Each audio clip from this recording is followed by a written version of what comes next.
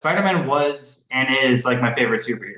Like that's the one that thank God, luckily I just have kept up with and followed and like rock with. And so it's special, man. It really is. What a How are you, performance. man?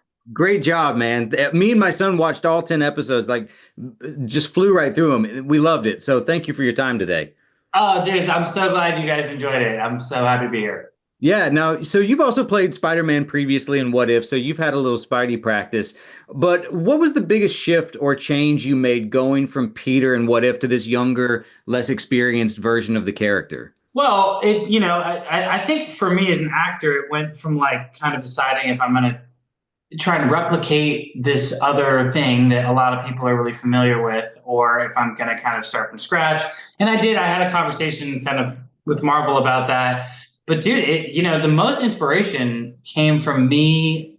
Like at first, I was like, okay, I'm going to go watch and like the game tapes, watch the old Spider-Mans and the No Way Home and like all which I'd already seen, but then I was like, you know what, man? I think I need to remember what it was like to be in high school and to for everything to have this much stakes and mean the world and be so dramatic and diving into like my youth and how that felt was kind of like the most helpful resource.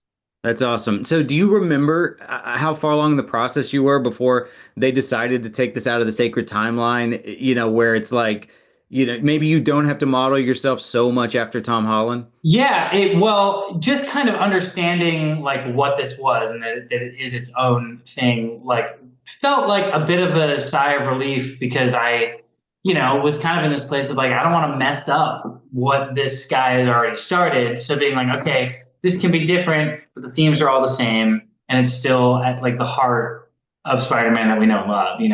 Have you had a chance to meet or speak with Tom Holland yet and bond over the fact that both of you play Spider-Man? It's so funny, dude. The internet keeps trying to make it happen, but no, we haven't. Now, Spider-Man has a much different mentor this time around in Norman Osborn rather than Tony Stark. Obviously Tony dies in Endgame, and that sets up Peter for a lot of heartbreak. But I'm curious, how do you think Norman's inevitable betrayal is going to affect Peter differently, maybe than what he experienced with Tony Stark? I think it's a lot bigger of a deal for Peter. I think it maybe is reminiscent of some stuff with Uncle Ben. I think like having someone, a big figure like that, disappoint Peter is specifically for him very tragic, and hits like a sore spot. I agree with you. I'm kind of like, oh, if you thought Tony was bad, then just wait. This Yeah, is gonna totally. suck, bro. I know, and I think Peter's relationship with Norman in our series is like one of my favorite parts about it. I love Yeah. how No, it's layered it is. yeah, no, it's been so good. In fact, this mild spoiler here, but in one of the episodes, it's Norman who sort of, says that popular phrase back to him, but there's that little twist, right? It's like, with great power comes great, and then he says, what he says. What was your first what was your reaction to seeing that line repeated back in that way when you read the script? I was honestly stoked. I was like, okay, this is cool because for me it just felt like a fresh, different moment, even though like in context it's not that exciting for Peter. The series ends up setting like a lot of antagonists for Peter. Like there's some really great stuff that you guys are peppering in at the very end. So from a character-driven perspective, who are you most excited to see Peter square up against in the next season? I would love to see some stuff with Venom. That's just. I mean, that's just more of a like me like being like, hey, can we do that? But that I think that would be like something I would be really into. Well, I think also after all these years of like Tom Holland and Tom Hardy, like I think a lot of Spidey fans are like missing like we need like Spider-Man and Venom to come face to face more I often. know, I know. I kind of am craving that too. Yeah. Now, obviously, you have this awesome scene with Charlie Cox voicing Daredevil. So, did you record your lines together, and how did it feel to be sharing a scene with such an iconic version of the character? I mean, this whole series is basically just me like managing my fanboying at all times. Because it's like, yeah, I find out about things kind of as they happen, and they're like, yeah, like So with the Charlie Cox stuff, we actually did it separate, but we were able to kind of work off of each other in the way that they had set it up, but we did end up recording them separately. The reaction, like online reactions came out last night. I'm sure you've read some of those. So I just wanted to get your reaction to the what I thought was overwhelmingly positive response to people seeing the show for the first time. What'd you think? I mean, for me, it's just like it's really cool, and this is also new for me, and like I just feel like really grateful for it all. But like, this sounds like the answer that I would give no matter what. Spider-Man was and is like my favorite superhero. Like that's the one that thank God, luckily I just have kept up with and followed and like rock with, and so it's special, man. It really is. That's awesome. Oh, well, just for fun, and because you mentioned all the Spider-Man homework that you sort of did in preparation, what's your favorite Spider-Man movie?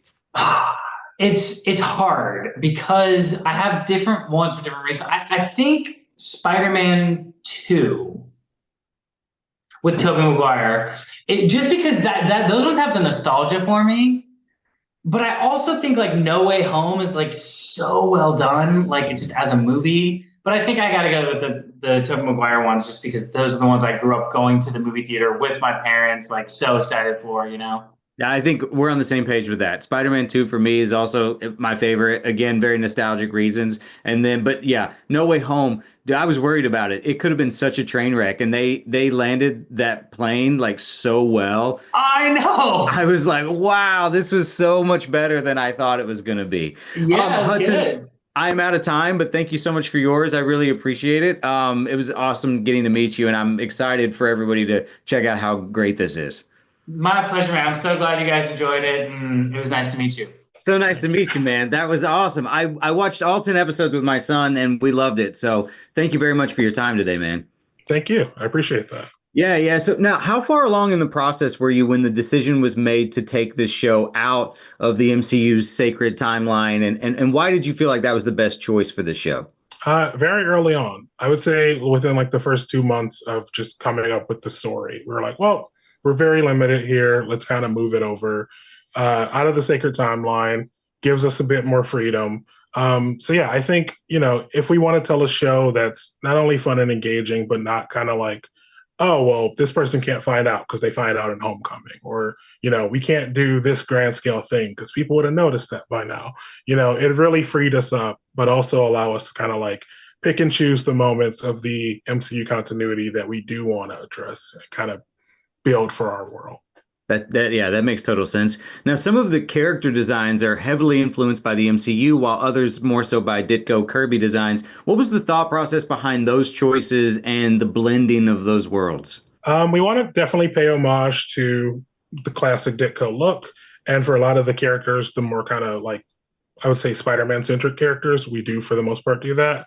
And others, we want to kind of find a mixture. So, for example, like Captain America, we want to kind of like, pull the movie aesthetic, but also kind of paint it through our lens a bit. So I do think that in itself allows us to kind of like, again, fill one universe over. If our cap looked exactly like the MCU cap, it might be a little too distracting. So finding those little differences that also still fit within our world, but also like, still show there's a bit of difference, a little variance as well.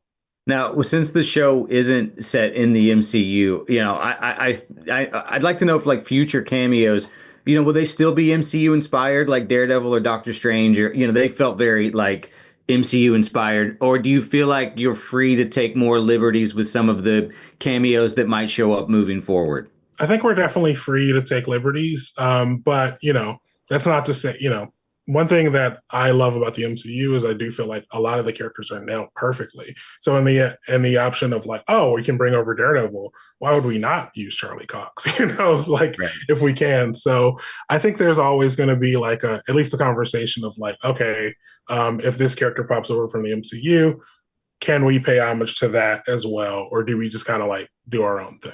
Nico from The Runaways is Peter's best friend in this. I'd love to know why she made the cut for that spot, and if there were any other Marvel characters that you were considering in the planning phase. What can I say here?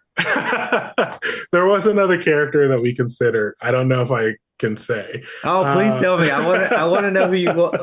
I mean, because it's obviously not the case now. Like they're not going to be Peter's best friend, but I would love to know who you considered.